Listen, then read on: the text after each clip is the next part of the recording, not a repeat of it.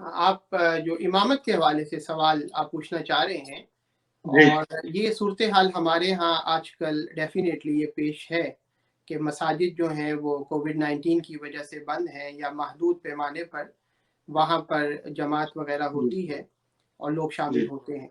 तो इस सूरत में घर में बाज़ औक़ात जो जॉइंट फैमिलीज़ रहती हैं, और अगर उस किसी घर के अंदर भाई हैं या चचा हैं, इकट्ठे वो लोग रह रहे हैं, तो मर्द हज़रात जी काफ़ी तादाद में हो जाते हैं।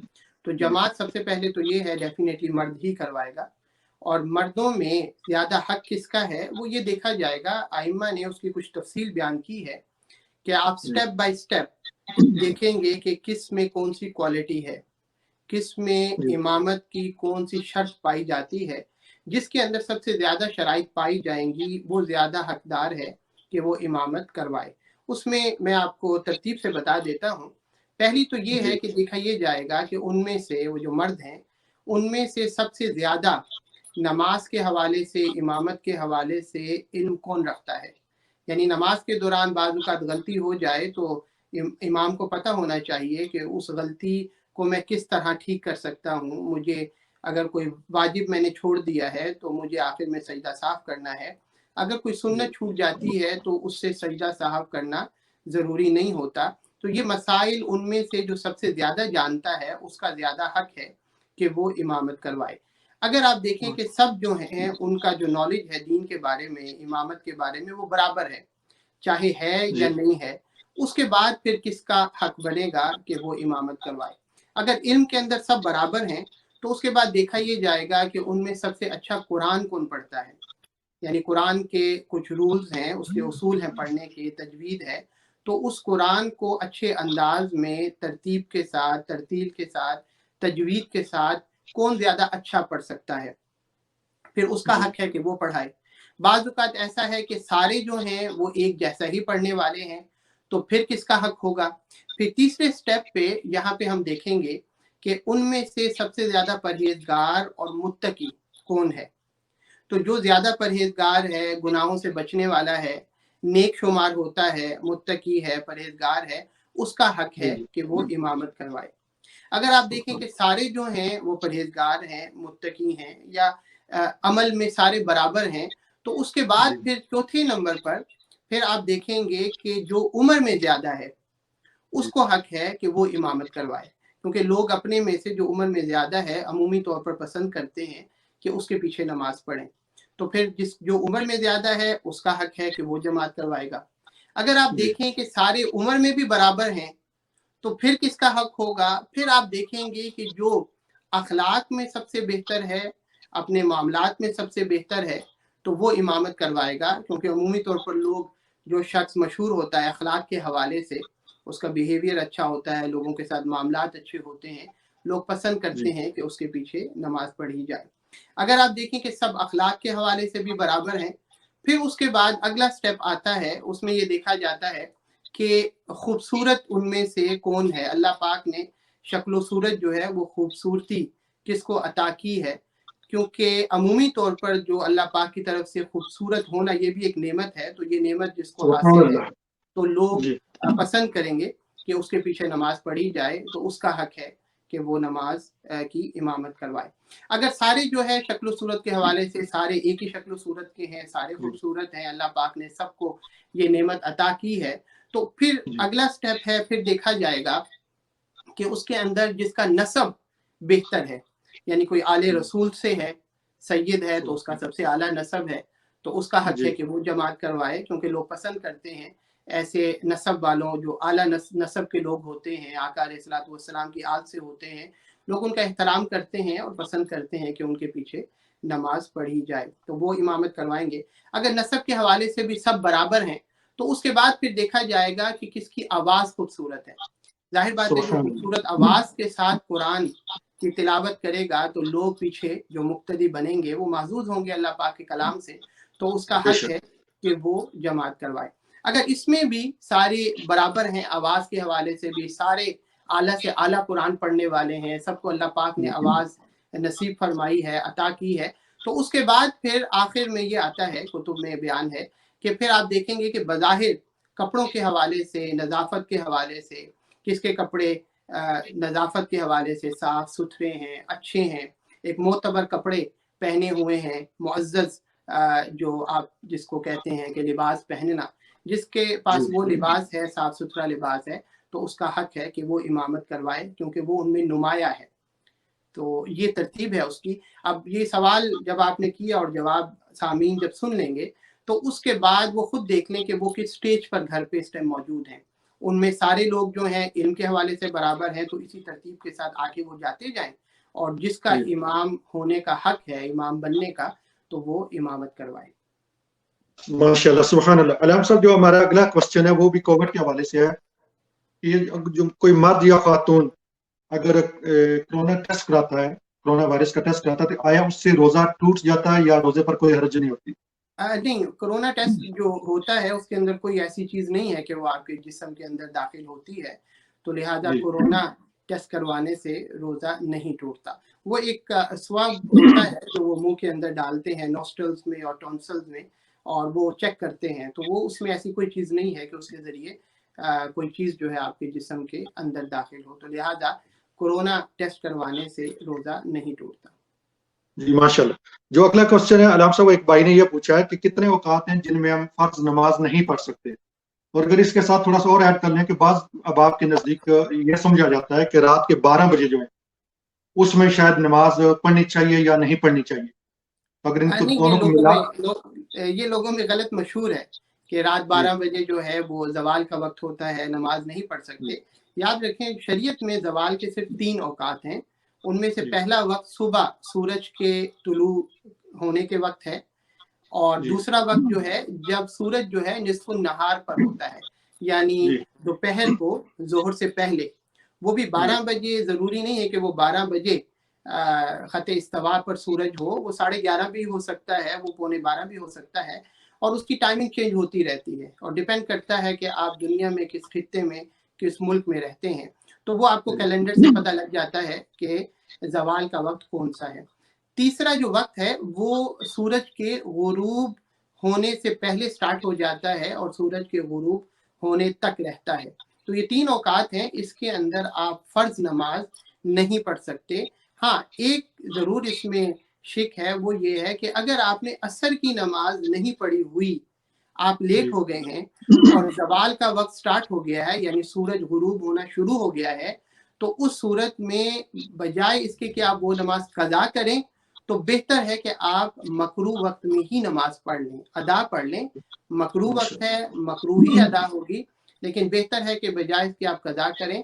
आप उस दिन की अगर असर आपने नहीं पढ़ी है तो आप पढ़ सकते हैं। अदरवाइज 3 औकात जो है इसमें कोई फर्ज नमाज आप अदा नहीं कर सकते।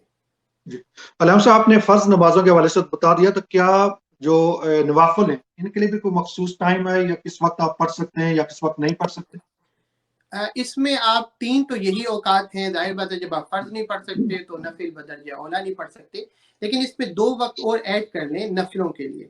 वो ये हैं कि अगर आपने फ़जर की नमाज़ पढ़ ली है और अभी सूरज जो है वो तुलू होना शुरू नहीं हुआ, यानी ज़वाल का वक़्त नहीं हुआ, तो उसूल ये है कि अगर फ़जर की नमाज़ आप पढ़ चुके हैं तो फ़जर की नमाज़ अदा करने के बाद सूरज तुलू होने तक आप उस दौरान भी कोई नफ़िल नमाज़ नहीं पढ़ सकते।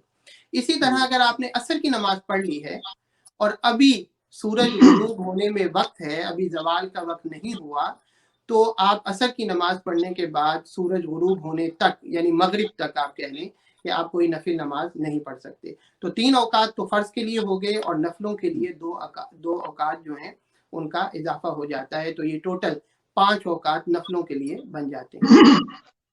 माशाल्लाह, सुभान अल्लाह, बहुत खूब अलाम साहब। अलाम साहब, मैं गुजारिश करना चाहूँगा अपने जितने भी हमारे सामीन देख रहे हैं इस प्रोग्राम को, जितने भी हमारी बहनें या भाई या कोई हमारे दोस्त आप देख रहे हैं प्रोग्राम को, अगर आपका कोई मसला है, कोई सवाल है, कोई आप सवाल पूछना चाहते हैं या कोई मसला कुरान और हदीस की रोशनी में आप पूछना चाहते हैं, तो आपसे गुजारिश यह है कि नीचे दिए गए कमेंट्स में अपना सवाल लिख दीजिएगा। तो इंशाअल्लाह जो हमारा नेक्स्ट प्रोग्राम होगा उसमें आपके सवाल को हम अलाम साहब के सामने पुट ऑफ करेंगे और अलाम साहब आपको सवालात का जवाब जरूर देंगे। तो अलाम साहब, एक भाई ने सवाल में ये पूछा है कि सफर के दौरान, चूंकि सफर के मुख्तलिफ जराए, कभी आप हवाई जहाज में सफर करते हैं या बहरी या जिन जराए से भी आप सफर करते हैं, और सफर में बाज़ दफा आपको किबला का जो रुख है वो नहीं पता, या किसी ऐसी जगह पर आप मौजूद हैं कि जहां पर आपको किबला का रुख नहीं मौजूद, उसमें आपको किबला का तयन कैसे करें कि आपने किस तरफ नमाज मुंह करके नमाज पढ़नी है? इस पर अगर थोड़ी रोशनी डाल दें प्लीज। देखिए, सबसे पहले तो ये है, जिस दौर में हम रह रहे हैं उस वक्त हमारे पास बहुत सारी चीज़ें ऐसी हैं जिनसे हम किबला का तयन कर सकते हैं। मसलन आजकल हर शख्स के पास मोबाइल है और उसमें जी ऐप्स हैं, ऐप्स के ज़रिए आप कहीं पर भी हों तो आपको पता लग जाता है, कंपास है, आपको पता लग जाता है कि किबला किस तरफ है। चलें, अगर हम बफ़र्ज़ महाल ये बात कर लें कि किसी के पास ऐप भी है या किसी के पास गूगल भी है, उससे भी आप किबला फाइंडर है, आप उससे किबला का तयन कर सकते हैं, लेकिन इंटरनेट नहीं मौजूद है, लिहाजा आपके पास ऑप्शन नहीं रही कि मालूम हो कि किबला किस तरफ है। ऐसी सूरत में जो उसूल है सबसे पहले, वो हमें पता होना चाहिए कि हम दुनिया में जिस खित्ते में रह रहे हैं, हमारा घर जिस जगह पर है या जिस मुल्क में हम, तो किबला किस तरफ है। तो उसमें ये आसानी हमें हो जाती है कि हम सूरज की डायरेक्शन देखकर हमें अंदाज़ा हो जाता है कि किबला किस तरफ है। मसलन हम यूके की बात करें तो यूके में साउथ ईस्ट की तरफ जो है वो किबला है।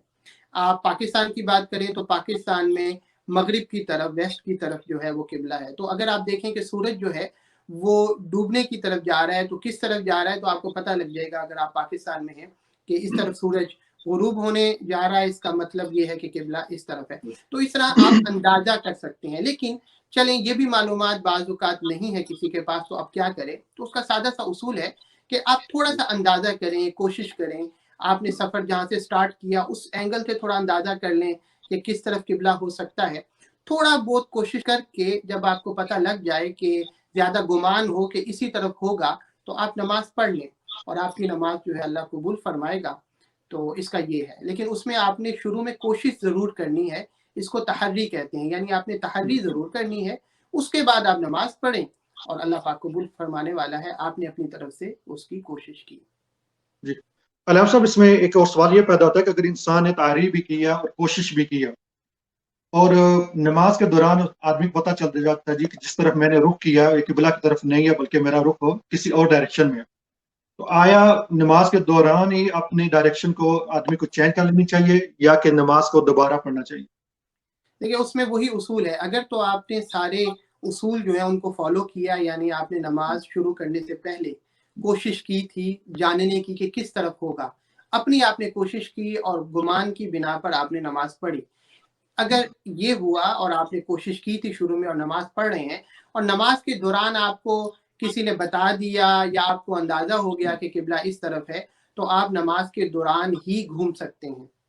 हाँ, अगर आपने शुरू में कोशिश ही नहीं की थी और वैसे ही बस शुरू कर दिया, ठीक है मैं शुरू कर देता हूँ, नमाज पढ़नी है, और उस दौरान आपको फिर नमाज के दौरान पता लग गया कि मैं गलत नमाज पढ़ रहा हूँ, तो अब आप नमाज तोड़ के सही सिमत की तरफ मुंह करके दोबारा नमाज पढ़ेंगे। तो ये फ़र्क है इसमें कि अगर आपने कोशिश की थी, रूल्स को फॉलो किया था, फिर तो नमाज के दौरान ही आप घूम सकते हैं।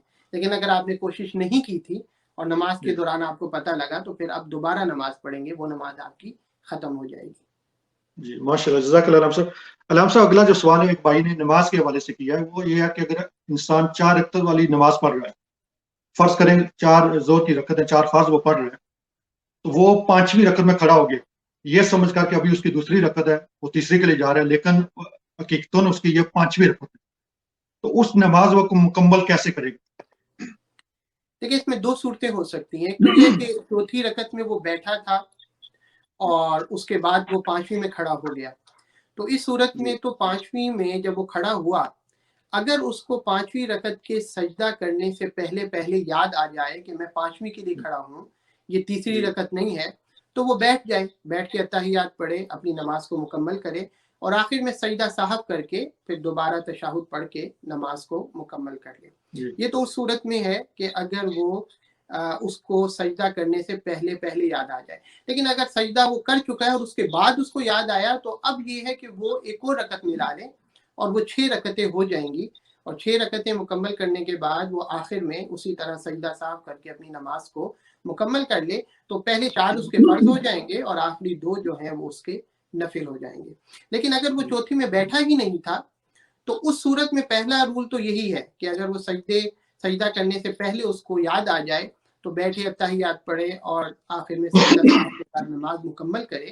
لیکن اگر اس کو سجدہ کرنے تک یاد نہیں آیا تو اب اسی طرح وہ ایک اور ملا لے, اسی طرح نماز کو مکمل کر لے, لیکن یہ 6 کے 6 اس کے نفل ہو جائیں گے اور اس کو 4 فرض دوبارہ اپنے پڑھنے پڑیں گے. تو یہ فرق ہے. اچھا جی ماشاء اللہ. علامہ صاحب جو اگلا سوال ہے ہماری بہن نے انہوں نے پوچھا, وہ فرماتی ہیں کہ ان کے ہسبینڈ نے ان کو طلاق دے دی 2 سال پہلے, اور طلاق رجعی دی ہے, ایک طلاق دی ہے, اور 2 سال گزر چکے ہیں اور دونوں نے ہسبینڈ اور جو خاتون انہوں نے دوبارہ کوئی شادی نہیں کی. اگر وہ اب دوبارہ دونوں ہسبینڈ اور اس کی عالیہ جو ہے وہ آپ کو ملنا چاہے, جو ان کی سابقہ بیوی ہیں وہ ملنا چاہے, تو اس میں کوئی طریقہ ہے, اس میں ان کو گنجائش باقی ہے؟ دیکھیں گنجائش جو ہے رجوع کی تو ظاہر بات ہے, وہ تو جب عورت کی عدت ختم ہوتی ہے تو گنجائش رجوع کی تو ختم ہو جاتی ہے. لیکن ہاں کیونکہ انہوں نے اسلامی اقدار جو ہیں, اسلام کا بتایا ہوا طریقہ جو ہے اس کو فالو کیا, اور انہوں نے طلاق رجعی دی تھی, مطلب یہ ہے کہ 1 طلاق دی تھی 3 نہیں دی تھی, یا 2 دی تھی 3 نہیں دی تھی, تو ان کو یہ ضرور چیز حاصل ہے کہ زندگی میں کبھی بھی اگر ان کو محسوس ہو کہ ہمارے سے غلطی ہوئی ہے, کوئی مس انڈرسٹینڈنگ ہو گئی تھی, غلط فہمی تھی, یا دوبارہ ہم ملنا چاہتے ہیں, آپس میں میاں بیوی بن کر رہنا چاہتے ہیں, یا بچے ہیں ان کے اب اسٹرگل کر رہے ہیں, وہ سمجھتے ہیں کہ ہمیں دوبارہ اکٹھے مل جانا چاہیے, تو کیونکہ انہوں نے اسلام کی جو اقدار تھیں, جو طریقہ تھا اس کو فالو کیا تھا اور 3 طلاقیں نہیں دی تھیں, تو اب وہ یہ کر سکتے ہیں کہ وہ دوبارہ نیا نکاح کریں گے, نئے حق مہر کے ساتھ کریں گے, 2 نئے گواہان ہوں گے, اور اس طرح وہ دوبارہ نکاح کریں گے. یعنی اب رجوع نہیں ہو سکتا بغیر نکاح کے, لیکن دوبارہ شادی ہوگی جس طرح پہلی بار شادی ہوتی ہے, اس میں نیا حق مہر ہوگا اور گواہان بھی نئے ہوں گے. جی بہت خوب. جی علامہ صاحب جو اگلا سوال پوچھا گیا وہ ایک بہن کا یہ کہ اگر ایک عورت کو طلاق ہو جاتی ہے تو آیا کہ حیض کی جو مدت ہے وہ 3 مہینے ہے یا 3 حیض ہے؟ آیا کتنا عرصہ اس کو 3 مہینے میں عدت اس کی 3 مہینے میں پوری ہو جائے گی, یا اس کو جو 3 حیض ہیں اس کو مکمل کرنا چاہیے؟ دیکھیں یہ قرآن پاک میں سورہ بقرہ میں یہ نص ہے, اللہ پاک نے فرمایا والمطلقات یتربصن بانفسہن ثلاثۃ قروء, کہ جو طلاق یافتہ عورتیں ہیں ان کی جو عدت ہے وہ 3 حیض ہے. تو 3 ماہ نہیں ہے, 3 حیض ہے ان عورتوں کے لیے جن کو حیض آتا ہے. لیکن اگر کسی کو حیض نہیں آتا تو یہ ان عورتوں کے لیے پھر ہے کہ ان کے لیے 3 ماہ ہے. جی ماشاء اللہ. علامہ صاحب اس میں تھوڑا سا اور سوال ایڈ کر لیں کہ جس عورت کا خامد فوت ہو جاتا تو آیا ان کے لیے عدت کی مدت کتنی ہوگی, وہ کیسے عدت گزاریں گے؟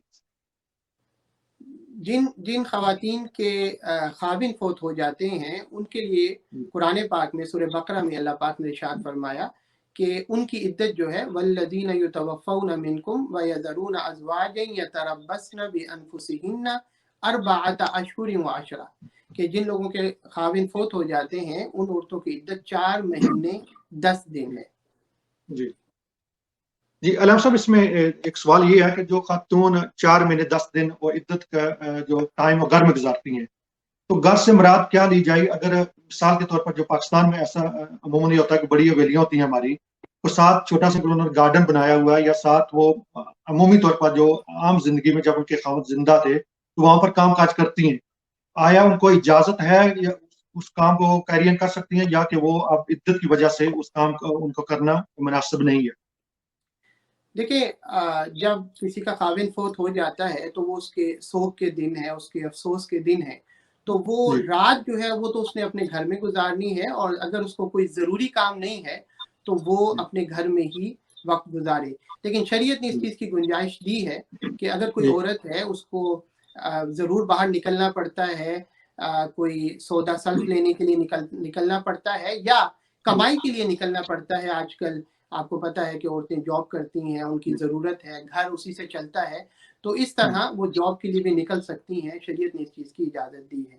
آقا علیہ الصلوۃ والسلام کے دور میں ہمیں ایسے واقعات ملتے ہیں کہ ایک صحابیہ وہ اپنی عدت کے دوران جو ہے آقا علیہ الصلوۃ والسلام سے آ کے انہوں نے اجازت مانگی, تو حضور نے ان کو اجازت دی کہ آپ دن میں جا کر جو کمائی ہے, یعنی اس ٹائم انہوں نے اجازت مانگی تھی کہ میں جا کے کچھ پھل توڑنا چاہتی ہوں, تو آقا علیہ الصلوۃ والسلام نے اجازت دی کہ آپ جائیں اور جا کر آپ جو پھل ہے یعنی باہر جا کر آپ کام کر سکتی ہیں.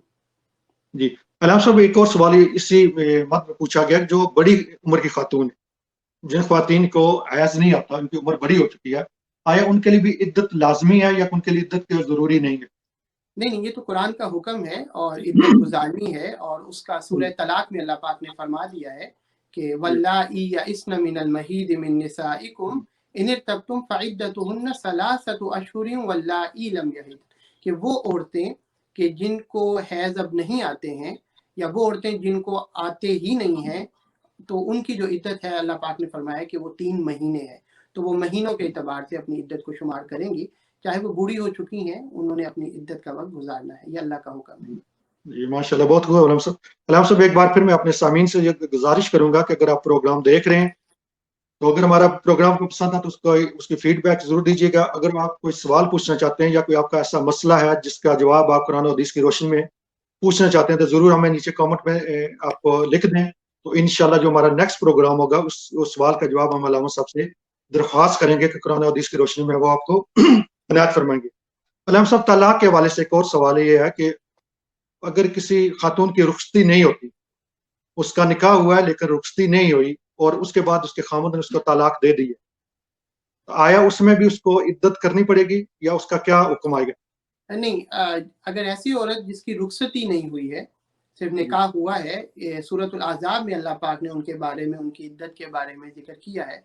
फरमाया या अय्युहल्लज़ीना आमनू इज़ा नकहतुमुल मुमिनाति सुम्मा तल्लक़तुमुहुन्ना मिन क़ब्लि अन तमस्सूहुन्ना फमा लकुम अलैहिन्ना मिन इद्दतिन तअतद्दूनहा। तो अल्लाह पाक ने फरमाया कि अगर किसी औरत का निकाह हुआ और उसके बाद उसकी रुखसती नहीं हुई, खलवत सहीहा नहीं हुई, तो इस सूरत में उसकी कोई इद्दत नहीं है। माशाल्लाह। अलाम साहब, आज के प्रोग्राम में हमारा आखिरी सवाल है, वो एक भाई ने पूछा है, और बड़ा इंटरेस्टिंग सवाल उन्होंने पूछा। वो कहते हैं जब अल्लाह ताला ने हमें हुक्म दिया तलकीन किया कि हम लोग नेक काम करें, तो क्या अच्छा होता कि अल्लाह ताला शैतान को पैदा ही ना करते? इसलिए कि शैतान जगह जगह हमें वसवसे डालता है, हमें नेक कामों से दूर लेकर जाता है, बुराई की तरफ लेकर जाता है, हमें नेक काम करने से रोकता है। तो अगर अल्लाह ताला की जिस तरह अल्लाह ताला ने हमें हुक्म दिया कि तलकीन की आप नेक ही काम करें, तो शैतान को अल्लाह ताला ही पैदा ना करते तो हमारे लिए आसान हो जाता, सारे लोग गुनाह से बच जाते, वो सीधे जन्नत में चले जाते। आप क्या फरमाएंगे? हाँ, बड़ा दिलचस्प सवाल है। अच्छा, जी पहली बात तो ये है कि एक तमहीदन चंद जुमले मैं बोलता हूँ, उसको आप अच्छी तरह समझ लें, उसके बाद आपके लिए इस सवाल का जवाब समझना आसान हो जाएगा। पहली चीज तो ये है कि कुरान पाक में अल्लाह पाक जा बजा फरमाता है, कहीं पे फरमाता है वला युज़लमून फतीला, कि जो लोग हैं उन पर धागा बराबर भी जुल्म नहीं किया जाएगा। कहीं अल्लाह पाक फरमाता है वला युज़लमून नकीरा, कि लोगों पर जो है वो तिल बराबर जो है उनकी हक तलफी नहीं होगी। कहीं पर अल्लाह पाक फरमाता है इन्ना ला नुदीउ अजरा मन अहसना अमला, कि जो अच्छे अमल लोग करते हैं हम हरगिज कभी भी उनका जो अजर है वो ज़ाया नहीं करने वाले, उनको ज़रूर अजर देंगे, उन्होंने अच्छा काम किया है। अब सूरत हाल ये है कि जो शैतान है, जो जिनों में से है, इंसानों से पहले, बहुत अरसा पहले से ये जिन जो है, ये अल्लाह पाक की मखलूक, ये ज़मीन पर रहती आई है। और उसके बाद तफसील में हम नहीं जाते हैं। उसके बाद जब शैतान जो था, जो उस वक्त बहुत नेक था और वो फरिश्तों का सरदार समझा जाता था, और उसने अल्लाह की इबादत, बहुत इबादत की, हत्ता कि वो फरिश्तों का सरदार जो है वो कहलवाना शुरू हो गया। तो वो जो सारा कुछ उसने अल्लाह के लिए किया था, अच्छे अमाल किए थे, इबादत की थी, वो सब कुछ करने के बाद अब अल्लाह पाक किसी का अजर तो ज़ाया नहीं करने देता, ना होने देता। तो अल्लाह पाक ने ये किया कि उसको ऑप्शन दी। जब उसने हज़रत आदम अलैहिस्सलाम को सजदा नहीं किया, तो अल्लाह पाक ने ये भी नहीं किया कि डायरेक्ट उसको निकाल दिया, बल्कि अल्लाह पाक ने उससे पूछा कि भाई तुझे किस चीज़ ने मना किया कि तू आदम अलैहिस्सलाम को सजदा करता, हालांकि मैंने तुझे हुक्म दिया था कि तू कर, फिर भी तूने नहीं किया। तो उसने आगे से तकब्बुर किया। जिस तरह हमें इख्तियार है, इसी तरह जिनों को भी इख्तियार है कि अल्लाह पाक ज़बरदस्ती नहीं करता। तो उसने आगे बजाय इसके कि वो माफ़ी मांग लेता, जिस तरह आदम अलैहिस्सलाम से जब अल्लाह पाक ने सेम क्वेश्चन किया कि आदम मैंने तुझे मना नहीं किया था कि इसका फल ना खाना, तो आदम अलैहिस्सलाम ने आगे रीज़न पेश नहीं की, बल्कि माफ़ी मांग ली कि मौला बस जुल्म हो गया, अगर तूने हमें माफ़ ना किया, अगर तूने हमारी मग़फ़िरत ना की, तो हम खसारा पाने वालों में से हो जाएंगे। जो मशहूर दुआ है, रब्बना ज़लमना अनफुसना व इल्लम तग़फिर लना وَتَرْحَمْنَا لَنَكُونَنَّ مِنَ الْخَاسِرِينَ. تو آدم علیہ السلام نے آگے سے معافی مانگ لی. شیطان جو تھا اس کے پاس بھی اسی طرح اختیار تھا، لیکن اس نے تکبر کیا، اس نے آدم علیہ السلام کو نیچا سمجھا. اس نے کہا کہ مولا تو نے مجھے آگ سے بنایا، اس کو تو نے مٹی سے بنایا، تو میں اس کو سجدہ کیوں کرتا. اب اس کے بعد جب اللہ پاک نے اس کو دھتکار دیا، اس کو حضور بارگاہ کر دیا، اب وہ جو اس نے عمل کیے ہوئے تھے، وہ جو عبادت کی ہوئی تھی، تو اللہ پاک زیادتی تو نہیں کر سکتا تھا کہ اس کی جو عبادت ہے، اس کا صلہ جو ہے، اس کا اجر جو ہے، اس کو ضائع کر دیتا. تو اس نے اس صلے اور اجر کے عوض اللہ پاک سے کچھ مانگا. وہ اس نے جو مانگا تھا، اس نے کہا تھا کہ مولا مجھے تو قیامت تک کے لیے زندگی دے دے. اور پھر اس کے بعد اس نے یہ طاقت مانگی کہ جس کی وجہ سے تو نے مجھے مردود بارگاہ کیا ہے، میں اس کی نسل کو گمراہ کروں گا. وہ جو اس نے ہزاروں سال عبادت کی تھی، کیونکہ اللہ پاک کا اصول ہے کہ اللہ پاک زیادتی نہیں کرتا کسی کے ساتھ. اگر آپ کسی کو حق اس کا نہ دیں تو اس کو زیادتی کہتے ہیں، اگر آپ کسی کو اس کا حق دے دیں تو اس کو عدل کہتے ہیں، اور اگر کسی کو آپ حق سے زیادہ دے دیں تو اس کو فضل کہتے ہیں. تو جو پہلا ہے کہ کسی کو اس کا حق نہ دینا، یہ ہم لوگ تو کرتے ہیں دنیا میں لوگوں کے ساتھ، لیکن اللہ تعالیٰ اس سے پاک ہے، کیونکہ اللہ نے فرما دیا کہ وہ ذرہ برابر بھی جو ہے وہ کسی کا جو اجر ہے اس کو ضائع نہیں ہونے دے گا، وہ کسی کی حق تلفی نہیں کرے گا. تو لہٰذا اس کے بعد آپشن تھی، آدم علیہ السلام نے معافی مانگ لی. شیطان جو تھا اس نے یہ آپشن خود اختیار کی. اس نے کہا کہ مولا جو کچھ میں نے کیا ہے نا، اس کا عوض اب مجھے یہ دے دے. اللہ پاک نے کہا کہ لے لیں. اب ظاہر بات ہے کہ اس نے عبادت کی تھی، اللہ نے اس کو دیا جو اس نے مانگا. اللہ پاک نے ہمیں زندگی دی ہے، ہم یہ نہ دیکھیں کہ وہ ہمیں وسوسے ڈال رہا ہے، ہم یہ دیکھیں کہ اللہ نے ہمیں بھی اختیار دیا ہے، ہمیں بھی زندگی دی ہے. تو ہم شیطان کی طرف نہ جائیں، بلکہ جو اللہ نے حکم دیا ہے اپنے انبیاء کے ذریعے ہمیں ہدایات نصیب کی ہیں، ہم اس کو فالو کریں اور جنت حاصل کریں، نہ کہ شیطان کے بہکاوے میں آئیں. جی ماشاء اللہ علامہ صاحب، بہت بہت شکریہ. بڑی خوبصورت انداز میں آپ نے مدلل جواب دیے ہیں. تو میں امید کرتا ہوں جن بہن بھائیوں نے ہمیں سوالات بھیجے تھے ان کے جوابات ان کو مل گئے ہوں گے. اگر کسی بہن یا بھائی یا دوست کو ان سوالات یا جوابات میں کوئی تشنگی رہ گئی ہے تو میں ان سے درخواست کروں گا دوبارہ ہمیں ضرور اپنا فیڈ بیک بھی دیں، اور دوبارہ بھی آپ وہ سوال کر سکتے ہیں. اگر کسی سوال میں کوئی کمی بیشی رہ گئی ہے دوبارہ سوال کریں، ہم علامہ صاحب سے درخواست کریں گے کہ دوبارہ اس کا جواب دیں گے. اور اگر کوئی نیا سوال ہے آپ کا، کوئی نیا مسئلہ قرآن حدیث کی روشنی میں، تو ہمیں ضرور نیچے کمنٹ اس سوال کو لکھیں. انشاءاللہ اللہ تعالیٰ کے فضل و کرم سے جب نیکسٹ ہمارا پروگرام ہوگا تو ہم ضرور اس کا جواب اس پروگرام میں دیں گے. علامہ صاحب بہت بہت شکریہ. بارک اللہ. اللہ پاک آپ کے عمر میں عمل میں برکتیں عطا فرمائے. ہمارے لیے بھی دعا فرمائیے گا. تو انشاءاللہ ملاقات ہوتی ہے نیکسٹ پروگرام.